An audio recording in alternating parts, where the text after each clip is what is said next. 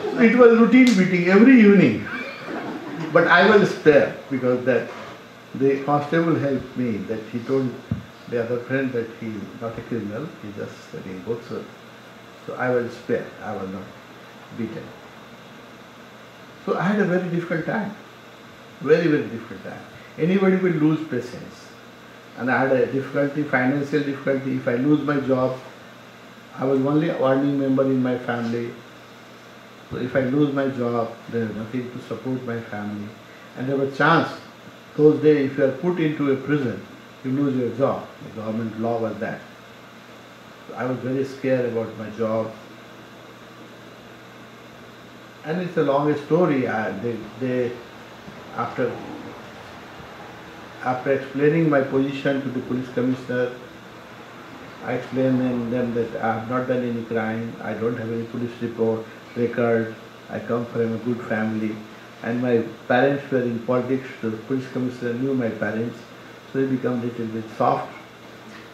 Then he released me on bail.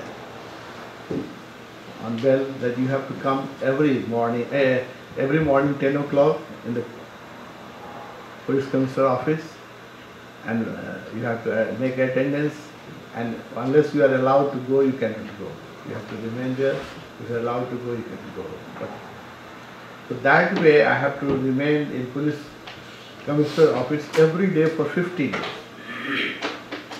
And I have to go and sign and wait on the bench, and in the evening they will again ask me to go home, and you have to come tomorrow morning. And they were not making any decision. You know how the government moves in India and Nepal.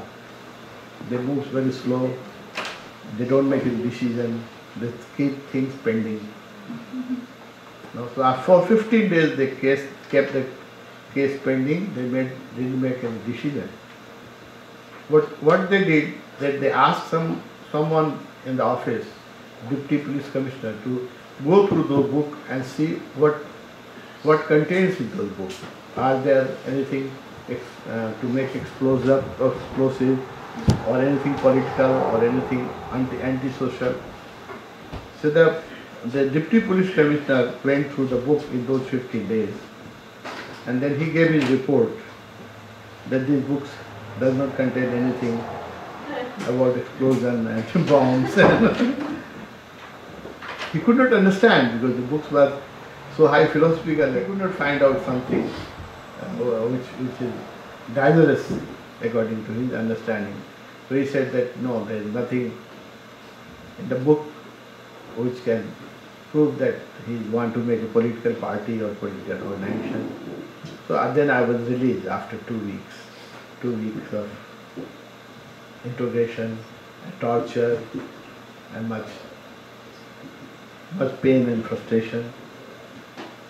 So after I was released, but they confiscated my books, and that was my only property. That the books I have purchased by saving my salary, and they confiscated the whole book. They said that they will not give me back because you have not taken permission to sell the book.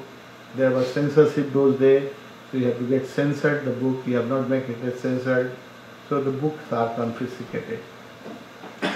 That was a big blow because all my money gone. But I was released, and I was so frustrated, so much in pain that I don't know what to do. So I went to straight Pune, 75. And Bhagwan, I narrated the whole story to Bhagwan. And that I was telling in Nepali, that Bhagwan told me that when you work for me, something very odd can happen. That anybody who wants to help them, they don't understand and they misbehave. So you have been misbehaved by your police.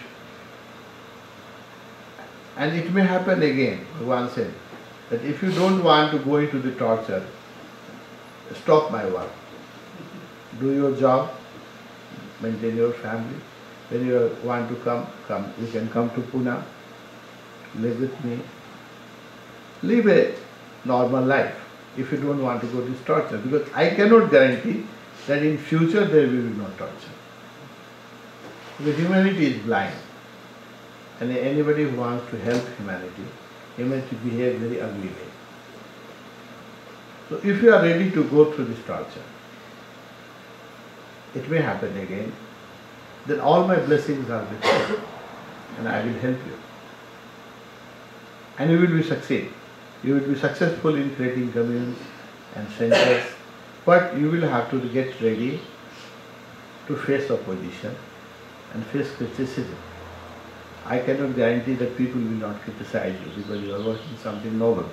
The more noble work you will do, the more people will criticize you. So that I was telling in Nepali to my friends.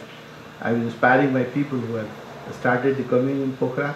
8 people lived there, and I was telling the whole story and told them that don't expect that people will respect you because you are trying to create a beautiful thing for the society. People are blind, they are unconscious. They have only ego, they have anger. We can't expect love from people. They don't have love. How can they give? You can give only which you have. Masses in general don't have love. Everybody is starving for love. They have anger, they have ego, they have pride. So they can give you only this. Don't expect something which the people don't have. So only because we work for commune, don't expect that people will respect you. Sometimes people will come and they abuse you, they criticize you. I have faced so many criticisms. In the last 40 years, I have faced so much criticism, so much opposition. But his words, Osho word was a great support, and his love and his energy is only support, by which we can face this opposition. If you are clear in your intention, if you are honest, and if you know where you have to go, I know where I have to go, what I have to do. Even the whole world oppose me does not make any difference. Because Osho is in my favor, he is behind me. So it doesn't matter. If the whole world criticize me, I will not say. I will do the same thing which I am doing. As long as Osho is behind me, it doesn't matter. Because blind people support you. Blind people, whether you support you or they oppose you, both has got no meaning. Because blind people cannot support you for long. Anybody who supports you will become your enemy after some time. Because they are blind, they are unconscious. So neither their support has got any meaning, neither their opposition has got any meaning. If an enlightened person supports you, it has got some meaning. Because he is awakened, he knows what. Osho is behind me, he supports me, he gives me strength, he gives me love.